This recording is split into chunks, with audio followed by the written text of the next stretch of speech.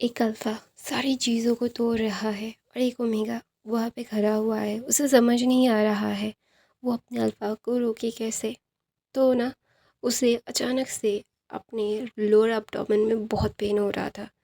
वो अभी एकदम क्या बोलते हैं वेडिंग अटायर में अभी अभी उसने शादी की है, लेकिन वो समझ नहीं पा रहा है कि उसका अल्फ़ा उसे संभाले कैसे। उसे पता है कि उसकी गलती है, उसे ये सारी चीज़ें नहीं करनी चाहिए थी, उसे उसे उससे बात करनी चाहिए थी। तो वहाँ पे अचानक से वो ओमेगा अपने लोअर एब्डोमेन में हाथ रख के बोलता है लैंसन। ऐसा बोलते ही वो ना मतलब नीचे बैठने ही लगता है। तो वो जब वो अल्फ़ा लैंसन पीछे घूमता है और देखता है उसका ओमेगा अपने लोअर एब्डोमेन पे हाथ रख के वो नीचे गिर रहा है और उस पे सारे काँच है। अगर वो गिरेगा तो उससे बहुत चोट लगेगी, बहुत लिटरली बहुत ज़्यादा। तो वहाँ पे वो भाग के जाता है और उसे पकड़ लेता है और वो ओमेगा अपने टीयरी आँखों से देख के बोलता है हमारा बीबी। ऐसा बोलते ही वो उस अल्फ़ा की जो हमारा लैंसन है उसकी बाहों में बेहोश हो जाता है। तो वहाँ पे युआंग जी जो बहुत ही ज़्यादा ही पैनिक कर चुका था, वो समझ नहीं पा रहा था वो क्या करे। वो उस ओमेगा को गोद में लेता है और वो बाहर आता है। बाहर आते ही सब लोग शॉकिंग में थे। तो उसकी मदर लैंसन की मदर आती और थप्पड़ मारती, क्या किया है तुमने उसके साथ।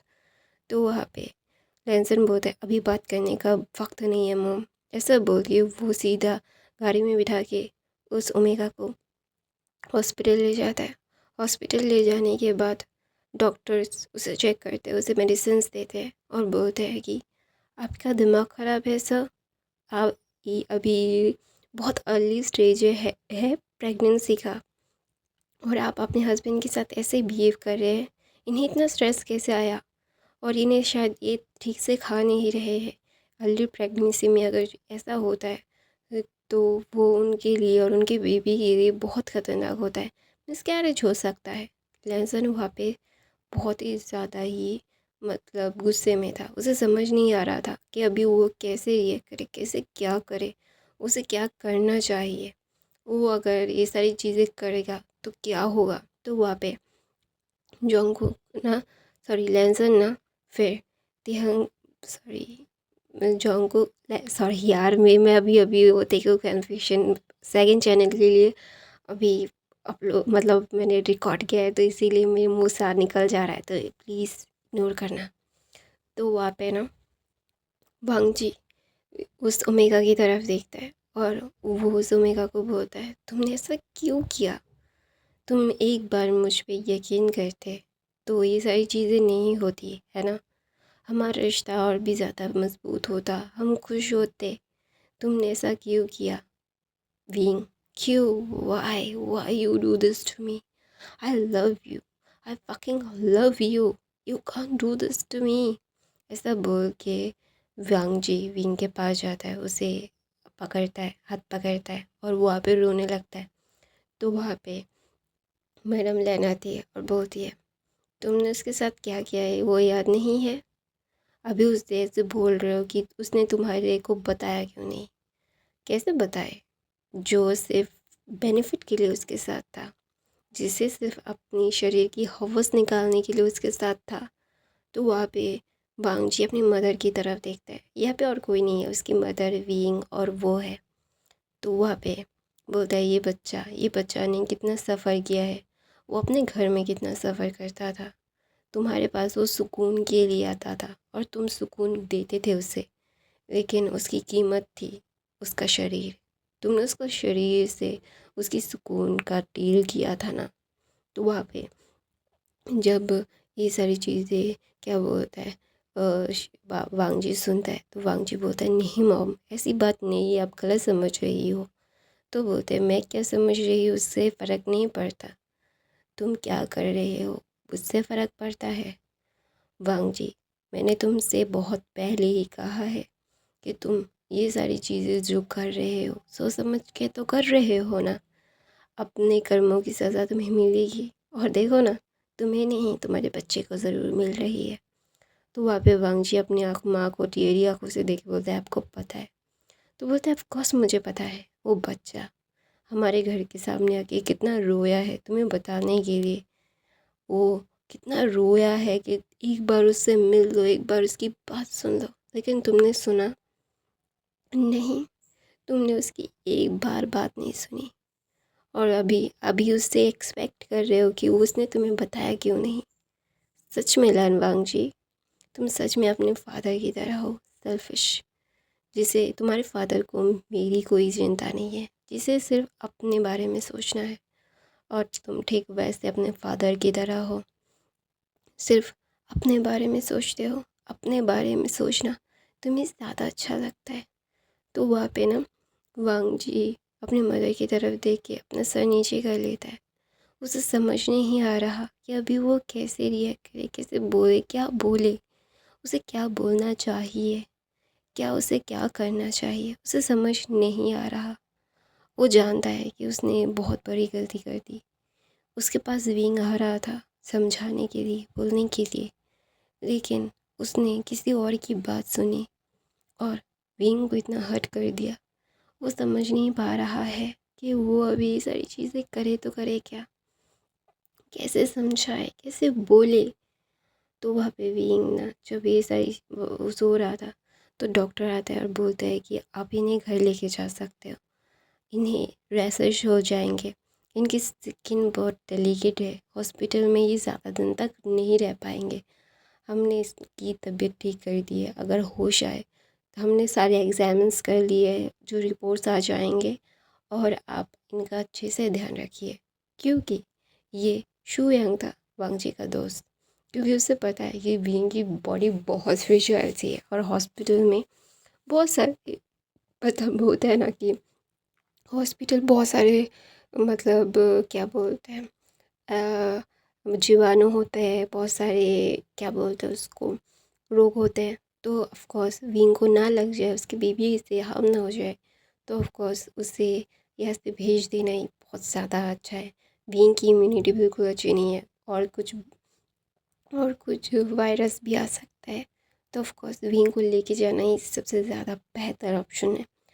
तो वहाँ पे शुयांग सारी चीज़ें ठीक करके वांग जी को बोलते तुम लेके जाओ उसे। तो वांग जी विंग को अपनी बाहों में लेता है।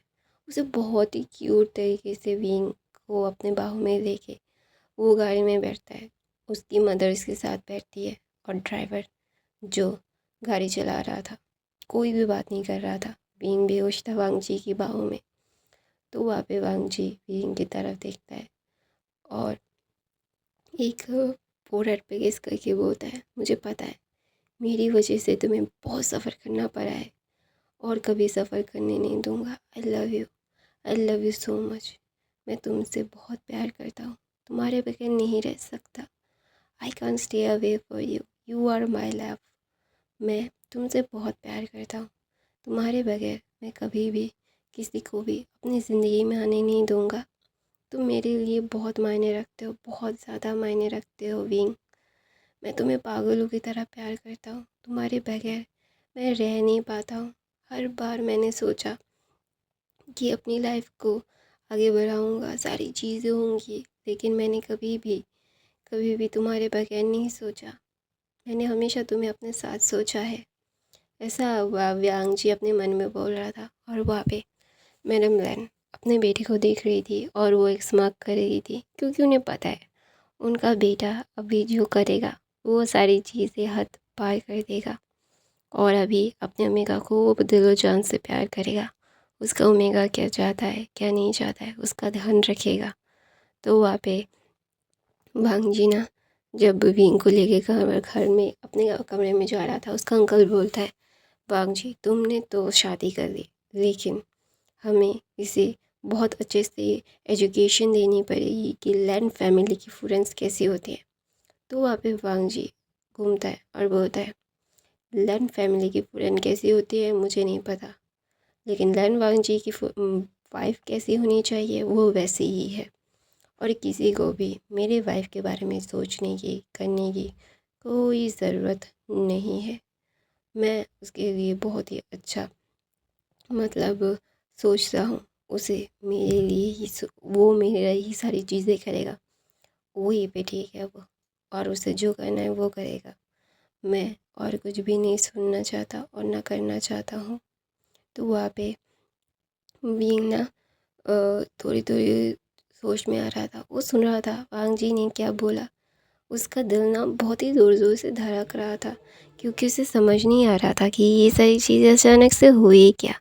क्या क्या बोल रहा था, कौन क्या बोल रहा था, क्योंकि विंग विंग के साइड ले रहा था वांग जी, जो कभी नहीं लेता, पूरी दुनिया के सामने तो कभी भी नहीं लेता। तो वहाँ पे विंग ना थोड़ी थोड़ी आँखें खोलता है और वो ना वांग जी को देख रहा था, और वांग जी बोलता है मेरा ओमेगा प्रेग्नेंट है। तो सब लोग शॉकिंग में देख रहे थे। तो वहाँ पे मैं लैन कुरन बोलते हैं ये तुम्हारा बच्चा नहीं है, तुम किसी और के बच्चे को। तो वहाँ पे वांग जी बोलता है ये मेरा ही बच्चा है, और कोई भी मेरे बच्चे और मेरी वाइफ के बारे में सोचने की ज़रूरत नहीं है। मैं अपने बच्चे और मेरी वाइफ के बारे में बहुत अच्छे से सोच सकता हूँ, और किसी को भी मेरे बच्चे और मेरी चिंता करने की ज़रूरत नहीं है। तो वहाँ पे विंग ना जब वो ये सारी चीज़ें सुन रहा था, वांग जी ने उसके बच्चे को अपना लिया। उसकी फैमिली के सामने उसने बोल दिया कि वो ये इसका बच्चा है। उसे ना बहुत ही ज़्यादा अच्छा लग रहा था। उसे समझ नहीं आ रहा था कि उसे क्या फ़ील करना चाहिए, खुशी फ़ील करनी चाहिए या फिर दुख भी फ़ील करना चाहिए, क्या फ़ील करना चाहिए उसे नहीं पता। लेकिन इतना ज़रूर पता है कि वो बहुत ज़्यादा खुश है। वो अपने प्यार को बहुत ही ज़्यादा सोच रहा था कि वांग जी उसे प्यार नहीं करता, शायद इस बच्चे को वो अपनाएगा नहीं, शायद इसीलिए वांग जी ने उसे अपने से दूर कर दिया। लेकिन अभी अभी वो टोटली एक अलग वांग जी को देख रहा है, जो अपने घर में अपने सामने अपने ओमेगा का स्टैंड ले रहा है। उसे बोल रहा है कि उसके ओमेगा को कुछ भी करने की ज़रूरत नहीं है। उसका ओमेगा जैसे जाना चाहे, जैसे जीना चाहे वैसे जी सकता है। कोई भी कुछ भी नहीं कर सकता, और उसका ओमेगा को कोई भी परफेक्ट लैंड फूडन बनने की ज़रूरत नहीं है, कोई प्रेशर नहीं है। और उसने अपने ओमेगा की प्रेगनेंसी को भी ऐसे अनाउंस कर दिया। तो वहाँ पे वांग जी विंग को अपने बाहों में लेता है और बोलता है ये मेरा है, ये मेरे लिए जो चाहे वो कर सकता है। दुनिया को उसे प्रदर्शन करने की ज़रूरत नहीं है, दुनिया को उसे सेटिस्फाई करने की ज़रूरत नहीं है। वो मुझे सेटिस्फाई करता है, मुझे खुश रखता है, इतना ही काफ़ी है मेरे लिए। तो वहाँ पे चिंगेन जुन बोलते हैं अपने अंकल से माफ़ी मांगो वांग जी, ऐसे बात मत करो। तो वहाँ पे वांग जी बोलता है मैंने कोई गलत बात नहीं कही है डैड, और उनको बोल दीजिए कि मेरे ओमेगा के मामले में टांग ना रहे। मैं आपको जैसा नहीं हूँ जो उनकी बात सुन लूँगा, मेरे ओमेगा को हर्ट करूँगा सो कॉल लैंड एजुकेशन की वजह से। मेरा ओमेगा जो चाहे वो कर सकता है। अगर आपको पसंद नहीं है तो मैं मेरे ओमेगा को लेके ऐसे चला जाऊँगा। तो वहाँ पे चिंगन जुन चिल्ला के बोलते हैं भूलो मत कि मैंने ही तुम्हारी उसके साथ शादी करवाई है। तो बोलता है नो, आपने नहीं करवाई है, मैंने बोला इसीलिए आपने हाँ बोला है। तो वहाँ पे चिंगन जुन बोलता है अगर मैं हाँ नहीं बोलता तो वहाँ पे तो वो चिंगन जुन बोलता है कि मैं अगर हाँ नहीं बोलता तो तुम्हारी शादी नहीं होती। तो वहाँ पे वांग जी बोलता है आप हाँ बोलते या फिर ना बोलते वो कोई मैटर ही नहीं करता था, क्योंकि मैं शादी करना चाहता था और मैं कर चुका हूँ। मैंने अपने ओमेगा को अपना बना लिया है, और जो सारी चीज़ें हुई है, क्या होने वाला है क्या नहीं होने वाला, मुझे कोई फ़र्क नहीं पड़ता। मैं आपकी तरह नहीं हूँ फादर, किसी और को अपने मैरिटल लाइफ में इंटरफेयर करने दूँगा, मेरी लाइफ को बर्बाद करने दूँगा मेरे ओमेगा के साथ। मुझे मेरे ओमेगा के साथ खुश रहना है, मुझे सिर्फ मेरी खुशी नहीं देखनी, मुझे मेरे ओमेगा की खुशी भी देखनी है। तो वहाँ पे वो मतलब चिंगे जुन बोलते तुम्हारा क्या मतलब, मैं तुम्हारी मदर को क्या ज़ोर ज़बरदस्ती। तो वहाँ पे वांगी बोलता है आपको सबसे ज़्यादा अच्छे से पता है कि आप क्या करते हैं और क्या नहीं, तो मुझे बोलने की ज़्यादा ज़रूरत नहीं है। ऐसा बोल के वांग जी विंग को अपने कमरे में लेके चला जाता है। वहाँ पे चिंगन जुन बोलते हैं अपने मेरे बेटे को मेरे खिलाफ। तो वहाँ पे मतलब मैडम लैन बोलती है मैं उससे ज़्यादा बातें नहीं करती। तो वहाँ पे मैडम लैन जब ये बोलती है तो वो ना चिंगन जुन की तरफ देख के बोलती है तुम्हें पता है तुम बहुत ही ज़्यादा घटिया हो, तुम्हें सिर्फ अपने बारे में सोचना आता है, हर बार मैं क्या सोचता हूँ, मैं क्या समझता हूँ, तुम्हें उससे कोई फ़र्क नहीं पड़ता। कोई फ़र्क पड़े या ना पड़े मुझे नहीं फ़र्क पड़ता। क्या मैं जानता हूँ कि मेरी वजह से क्या होने वाला है, क्या नहीं होने वाला है। हर बार चिंगन चुन लहन चिंगन चुन तुमने मुझे बहुत हर्ट किया है, बहुत ही ज़्यादा। तुमने कभी भी मेरी बात सुनने की कोशिश नहीं की। तुमने हर बार सिर्फ अपनी मनमानी की, अपनी फीलिंग्स का ध्यान रखा। तुम क्या चाहते हो कि हमारे रिश्ते की तरह उनका रिश्ता भी ख़त्म हो जाए। अभी सिर्फ मैं कि क्यों हूँ मुझे खुद भी नहीं पता। शायद मैं मरने का इंतज़ार कर रही हूँ। ऐसा बोलते ही चिंगन चुन मैडम लैन को पकड़ लेते हैं और बोलते हैं, तुम्हें मरने की भी इजाज़त नहीं है। तुम सिर्फ मेरी हो, तुम्हें मरने की कोई भी इजाज़त नहीं है। तो वहाँ पे मैडम लैन बोलती है, तुम्हें सिर्फ मुझे अपने पास रख के खुशी मिलती है, लेकिन तुमने कभी भी मेरी खुशियों का इंतज़ार नहीं किया। तुम लोग हमेशा से सेल्फिश रहे हो। मैं नहीं चाहता कि मेरे छोटे बेटा सेल्फिश ना रहे। मेरा बड़ा बेटा तो एकदम तुम लोगों की कार्बन कॉपी है, लेकिन मेरा बेटा मेरी तरह थोड़ा सा है। उसकी उसकी आँखों में मैंने देखा है उसके लिए प्यार। और एक रिक्वेस्ट है, ज़िंदगी में मैंने कभी कुछ नहीं मांगा तुमसे, सिर्फ इतना मांग रही हूँ, मेरे छोटे बेटे की ज़िंदगी बर्बाद मत करो।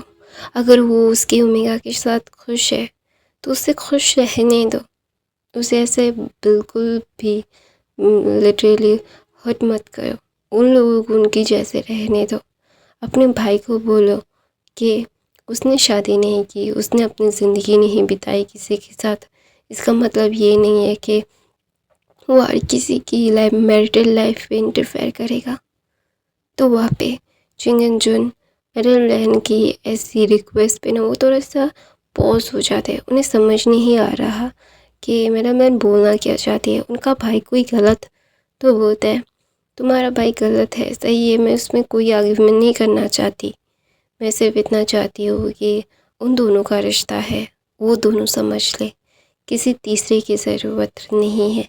अगर कोई कभी किसी तीसरे की बातें सुनी जाए एक शादीशुदा जोड़े में, तो वो शादीशुदा जोड़ा कभी खुश नहीं रहता। तो वहाँ पे ऐसा बोल के मैडम लैन वहाँ से चली जाती है और चिंगन जुन सोच रहे थे, हाँ उन दोनों का लाइफ है, उन दोनों की लाइफ में कोई तीसरा क्यों बोले, वाई।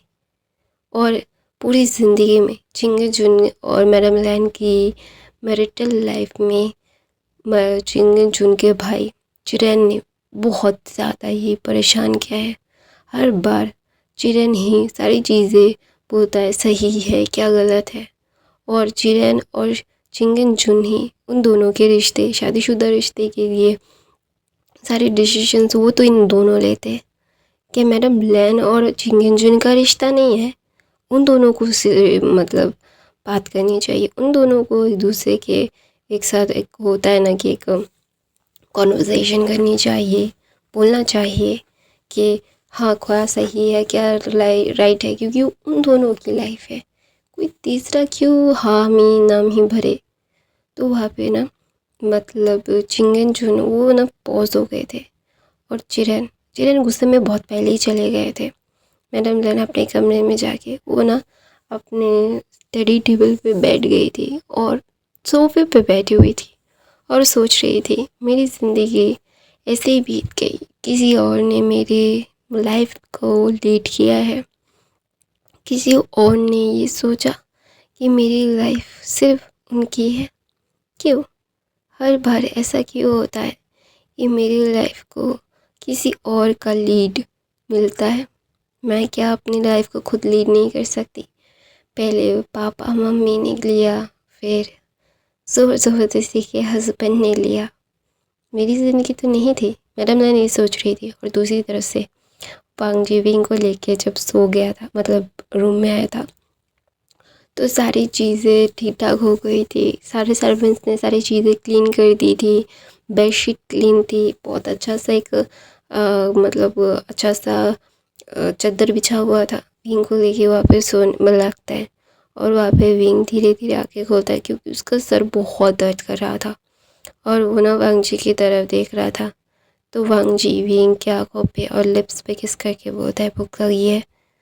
तो वहाँ पे विंग ना कुछ भी नहीं कहता क्योंकि उसने आने से पहले सर्वेंट्स को बोल दिया था खाना लाने के लिए। तो वहाँ पे वांग जी विंग को अपनी बाहों में लेता है और विंग को फ्रेश करवाता है। वो दोनों एक साथ फ्रेश होते हैं और वांग जी विंग से ज़्यादा बातें नहीं कर रहा था, लेकिन इसका मतलब ये नहीं है कि विंग को वो इग्नोर कर रहा था, बिल्कुल नहीं। वो वांग जी को देख रहा था। विंग विंग को पूरा मतलब एक बाथ जैसा गर्म पानी से टॉवल से उसको पूरी बॉडी को क्लीन किया क्योंकि वो हॉस्पिटल से आए थे। ऑफ कोर्स जर्म्स थे तो इसीलिए विंग को पूरी बॉडी को हल्का पतला बाथ दिया गर्म पानी से। विंग को ड्राई किया। वांग जी ने विंग को सारे कपड़े पहनाए, अच्छा सा सॉफ्ट कॉटन के कपड़े पहनाए जैसे विंग को कोई इचीनेस नज़र और अनकंफर्टेबल ना हो, थोड़ा सा कंफर्टेबल हो। कोई loose T shirt loose pyjamas पहनाए। फिर वांग जी खुद भी वांग विंग के साथ ही नहा लिया था तो उसने भी अपने कपड़े पहने। तो विंग को अपनी बाहों में लिया और फिर से लेके जाके सर्वेंट्स ने खाना रख के वो चले गए थे। तो विंग को वो अपने हाथों से खाना खिला रहा था और विंग बिना कुछ कहे जो वांग जी कर रहा था वो सारी चीज़ें वो मतलब खा रहा था। तो वहाँ पे विंग ना कुछ भी नहीं कहता और वो ये सारी चीज़ें जानता है। ये सारी चीज़ों को वांग जी बहुत लिटरली बहुत ज़्यादा चाहता है। वांग जी विंग से बहुत प्यार करता है, उसके बगैर वो रह नहीं सकता। तो वहाँ पे विंग ना जब वांग जी और मतलब सारी चीज़ों को वो देख रहा था, वो समझ नहीं पा रहा था कि वांग जी अभी उससे बात क्यों नहीं कर रहा है। हाँ, उसे पता है कि उसने भी गलती की है, उसे सॉरी बोलना चाहिए। तो ना वहाँ पे जब उसे विंग को ही खिला रहा था तो वांग जी को भी विंग अपने हाथ से खिला रहा था। तो ना वहाँ पे वांग जी ना पहले वह विंग की तरफ देखता है और विंग कुछ भी नहीं कहता। विंग भी वांग जी को चुपचाप खिला रहा था।